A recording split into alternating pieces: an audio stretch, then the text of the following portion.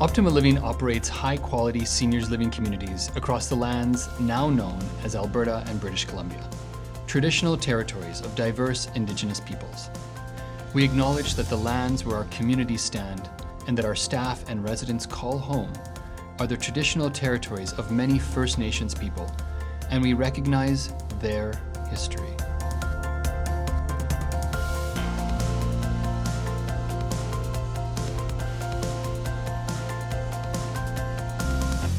Hi everyone, my name is Shivji. I'm one of the principals at Optima Living, and I'm here in Calgary, the Edward. I'm interviewing two incredible people, Fred and Shirley. Now, just to be clear, Fred and Shirley are not, they're not partners in any sort of way. They're both co-residents that live in this building, and we're going to be talking about some really cool and fun topics. But more importantly, we're going to be touching on this topic that we've been thinking about a lot at Optima, around this idea of like, how do you enhance your quality of life? And if you're truly trying to live your best life, and if our residents are living their best lives, well, what is it about that that allows them to live those best lives? And how do we help kind of uncover, discover, or have those discussions? And so today our topic is going to be around the topic of relationships, and where and how relationships provide a predominant aspect of this. How do they improve your quality of life? So with that, let me spend 2 minutes, if I may, on introducing these incredible people. Now, I got to meet Mr. Fred Clarke. What struck me the most, Fred, and if I were to introduce you to others, I would say that you're someone who not only believes and understands the importance of relationships, but you've also seen the incredible value of those relationships and what they're able to produce, be it in the political work that you did, in the helicopter work you did, or in the way that you care incredibly for your family, your wife, and others, and all of those things come down to your strength and beauty of relationships. Sure, well, thank you very much. And that you know how to at least identify a mean kind of wonton soup, because it was very good, and Yes, I it was very appreciate good. the suggestion. It's all very good. Yeah. Yeah. Now, Shirley, there are many ways that I can introduce you, but I feel like the best way to introduce you, there probably is no louder source of laughter and happiness than Shirley and her family on a Friday afternoon at the, what do we call these, happy hours? Mixology. The mixologies, yeah. My granddaughter and her husband and their baby arrive about 4:30 or 5, and we have a wonderful visit, and I usually take my great-grandson around to meet all the other ladies because they're all interested in being a grandma. One of the ladies asked me if that little guy knew how many grandmothers he had, and I said, well, not yet, but he will know pretty soon. I have to tell you both a story. So speaking about your great-grandson, 7 years ago, next month, at Optima, we bought our first site in Alberta. And a week afterwards, my daughter Zara was born. And for many reasons, my wife, who is the source of all brilliant ideas in my life, said to me, I think that we should move in to this residence. And I said, okay. And so we did. And so our little Zara, from basically her first week to the first 6 months of her life, spent living in our retirement community in Clarke, Alberta, with 40 grandparents who used her stroller as their walker, who was the reason that my wife, to this day, says that she didn't get any sort of postpartum depression because she had all these people looking after her. And it started for me personally a journey around this idea of understanding the beauty of both relationships as well as kind of intergenerational engagement. So coming here today, my youngest daughter, who's 4.5, said, Daddy, I want you to bring me with you in some capacity to a webinar. So she sent her bunny with me. And she said, Dad, can you please take my bunny, and I want my bunny to be with you while you do this webinar. So I was like, okay, so the bunny is here because of Anya, and Anya's desire to be part of webinars, and so she's going to be here in that capacity.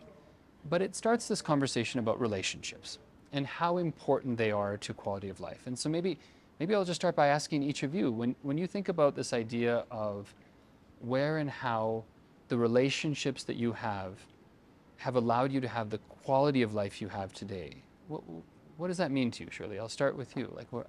Well, it means a lot.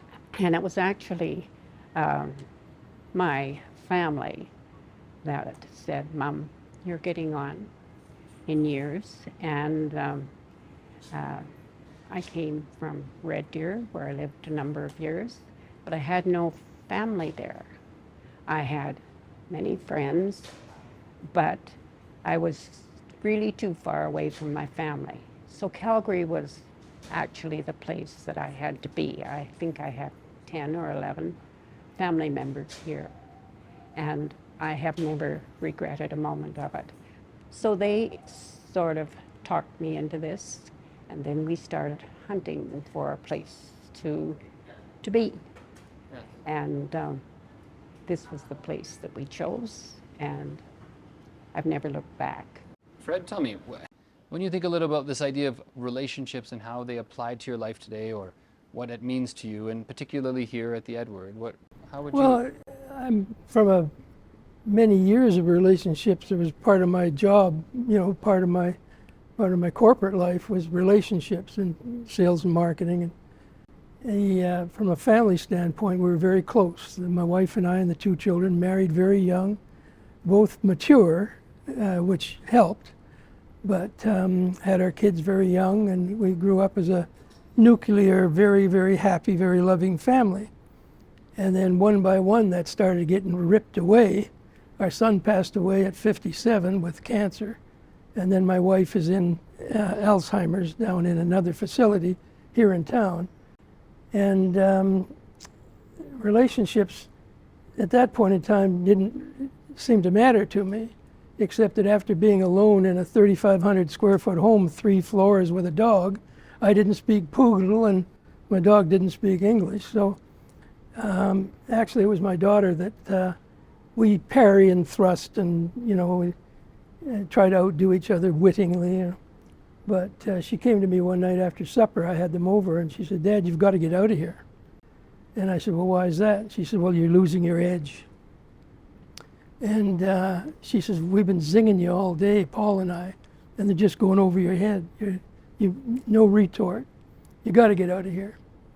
So that's why I sat down, with my daughter and discussed the fact that I needed somebody else in my life, but not somebody in my life.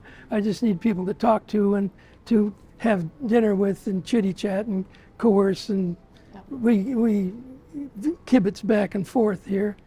But I looked at a number of places and was on the waiting list of one, actually, my wife and I.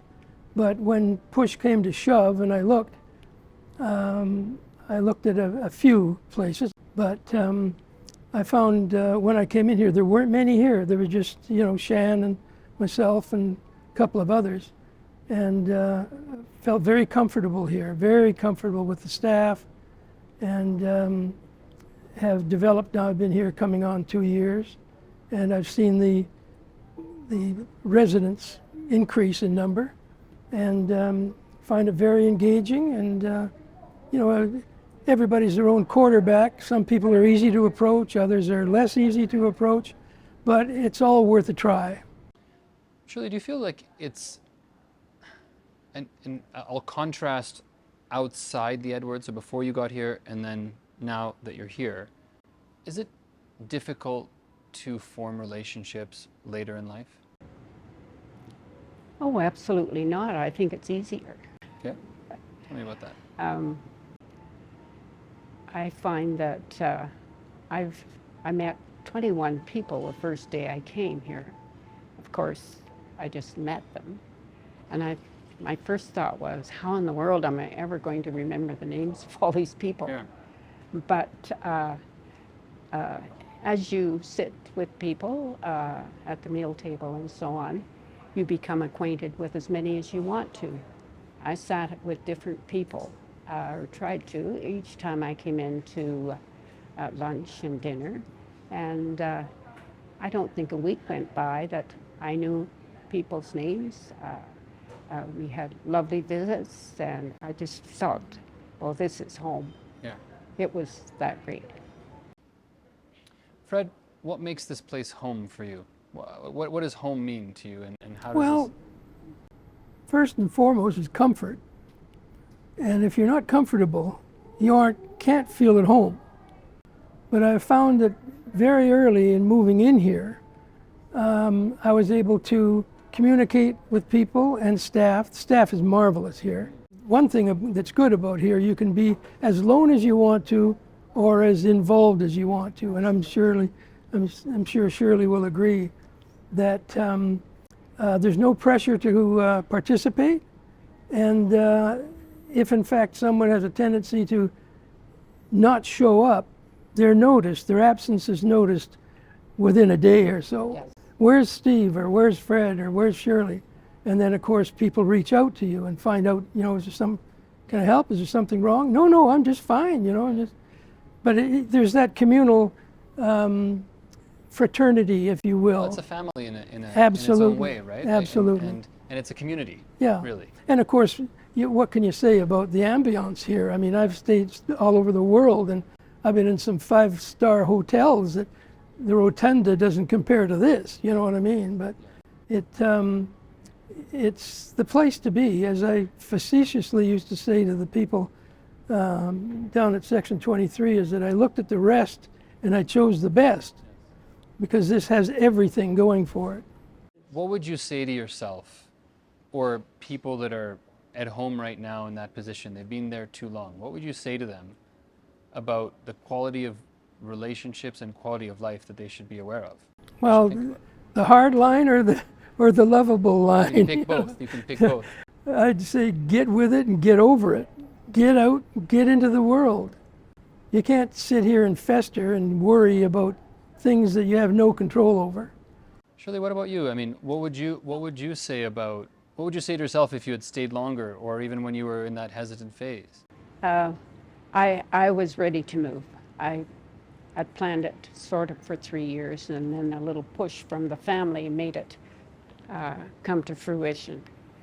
But I know a lot of people that are very lonely, as I was in the evenings and the weekends. That was the very worst. And you want to see more of the ones you love, of course. And I was ready. I didn't take any coaxing, but I do know people that I think would be much, much happier if they came to a place like this or a similar place. And I find sometimes you need to be around people. Sometimes we don't think about that part. That's right. That's right. But you find yourself longing for that phone call or Yeah. that conversation, and yet Yeah. you don't need Yeah, to. exactly. Have your relationships with your families changed since you've come here? I think in my case, relationships have definitely changed because we see more of each other. We're more involved in each other's life. And they realize that I'm not 30 or 40 years old anymore. And so some of my needs are met by them being close and being around and seeing how much I can do and how much I can't do anymore. And I must contrast this. When my last memory of my grandmother was a horrible one. She was in a very bad care facility. I'd call that a facility. And my last memory of her was one that wasn't something that I was excited about, but it was more about the fact that I dreaded going to see her. I wasn't excited about going to see her there. But it seems very different here. Yes. People are excited to come here and to engage with you, and that is an interesting dynamic, for sure. Fred, when you think a little bit about your family and the relationship with your family, has it changed since you've come here, and in what way? Well, it's pretty hard to improve on the relationship we've had, but I would say that it's more loving. And my daughter sees me in a different light now, and she feels quite proud of herself that she got me out of the house and got me into here, because she was initial, in me coming in here, because she went everywhere with me. And she put this place under, microscope. But she's happy that I'm here. Our relationship has deepened. I think that's probably the best word, deepened. And where it was a lot of fun before, it's now more respectful. And, you know, I'm no spring chicken, but she's catching up to me, you see. So, I mean, there's just no words. No words can explain the shape that I would be in if I was still home alone. It would be terrible, and very, very bad for my health, and very bad for my mental well-being. Yeah, and none of those are words that I would use to describe you today, which is exciting. I think mental well-being is the key word. Yeah. Because you sit by yourself and there's nothing to give you any inspiration to do anything except maybe sit in front of the TV but here we have great exercise classes. We have people that encourage you to take part in anything and everything that's going on. And I think that's extremely important when you come into a place like this, that you're not just sitting by yourself, but you're almost forced to be around people. And I've acquired all the friends here that I hobnob with, and that are lots of fun, and there's more people coming all the time, which makes it exciting as well. Yeah, it's you know, it's funny. We started this conversation about the quality of relationships, but we talked about love, laughter, making new memories, loneliness and isolation. We talked about making and finding new friends and the power of relationships and what would happen if we didn't do some of these things. We talked about kind of that new lease on life. We talked about more memory. We talked about families, right? And there is something about all of those parts creating and really having the essence of a quality of life worth living. And of course, it's always better to communicate than it is to vegetate. Yes. And at home, if you're sitting at home and you know who Victor Newman is, it's time to make a move. Well, listen, both, I want to thank you both for the conversation and engagement. And I hope this was as fun as it was for me, because it's great hearing stories. And thank you for giving me the opportunity to be part of this. It's my pleasure.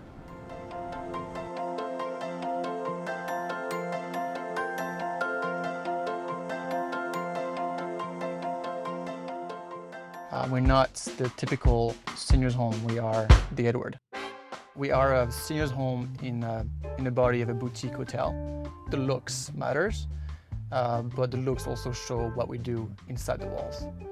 It is like a home, yeah. It is a home. And there are a lot of activities here.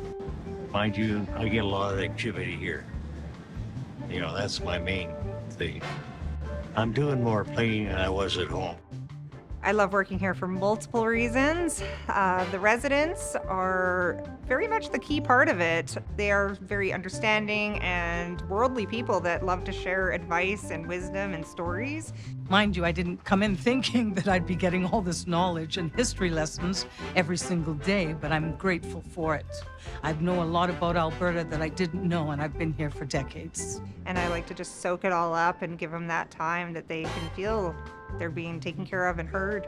I treat them like they're my family, and they in turn do the same, that I'm part of their family. You build connection and you know their routine, their schedule, and you can personalize, their service to them. All the staff here is really friendly. If you want anything, all you gotta do is ask. I get pretty familiar with the residents' habits and their needs and wants pretty quick when they first move in. So it develops a really quick relationship and friendship with most of them. Everybody here knows each other's names. You're like a family. The food that we serve here is daily crafted, and then using local ingredients, supporting local farmers. They move here because of the food. The quality is, more than a high-end restaurant quality food. If you want a double order, just ask for it. We accommodate everything: gluten, dairy, nut-free, pork-free, vegetarian, vegan, everything. Can't get treated better than that. I have to watch those desserts though. This has improved my life immensely working here, and I just feel a very sense of love and community with everybody. The other staff are great. You know, you just have to treat people the way that you want to be treated and be accepting of all people. We try to get them engaged, invested, entertained, inspired. Yeah, creative living is what we do. Someday, maybe you can move in here.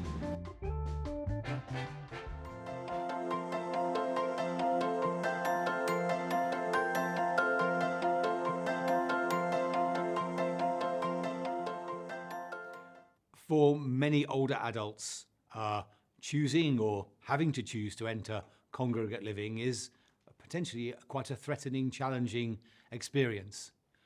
We know that entering congregate living means sacrificing at least some autonomy.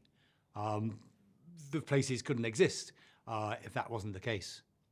But of course, modern environments and modern institutions do their best to ensure that as much decision-making for yourself is preserved. And for some, of course, entering into a new community, for example, after perhaps leaving a neighbourhood in which they may well be isolated both socially and physically, can be of a great advantage. It's a challenge entering into a group of people with whom you have no connection. But again, many institutions will have mechanisms by which that transition is eased. Buddies and friendship schemes, introducing you to new individuals. Many places have structured activities in which you should take part. And of course, again, there are health benefits from doing so. Making friends is always more difficult in later life. Often older adults have experienced quite stressful late life events in terms of loss of social networks, loss of friends, deaths of spouse, all of which are threats to mental health. Moving into a congregate living space can replace some of that community, and there are undoubtedly benefits derived from that. Many of the laborious parts of life might be avoided, such as regular meal preparation, things that people found quite laborious and tiresome, and perhaps no longer did to the extent they did before. However, it's quite clear that things that should not be lost are your sense of purpose, and also you shouldn't be made redundant by replacing everything that you used to do by being done for. So the preservation of independence and mobility and self-care is also paramount. So what I often say to my patients is, don't stay sat in your room doing isolated activities. You gain none of the benefits of living in congregate facilities by so doing. You take advantage of the opportunities that are there for you. At least try them, and try them more than once. You can gain great benefit. For example, many congregate facilities will have recreation therapists and organised activities, whether they be exercise classes, dance, bingo, board games, cards. Take advantage of them. There must be something to your taste. And of course, these days, institutions are quite receptive to resident feedback. Many institutions will have resident councils and have an active feedback mechanism whereby things can be put on at request. So consider those things, whether it's necessary for you. Do take part in exercise classes because the maintenance of mobility is paramount. Congregate dining is also very important. There is a huge social impact of dining together in terms of benefits of nutrition, social engagement, and intellectual engagement. You have three of those pillars of healthy aging about which we've talked so often. So get out there, get in the dining room and make friends. You'll eat better, you'll enjoy it better, and gain from a health and well-being perspective. Thank you so much for watching this episode of OLTV. If you liked what you saw and you want to watch more, like this video and subscribe to the Optima Living channel right here on YouTube.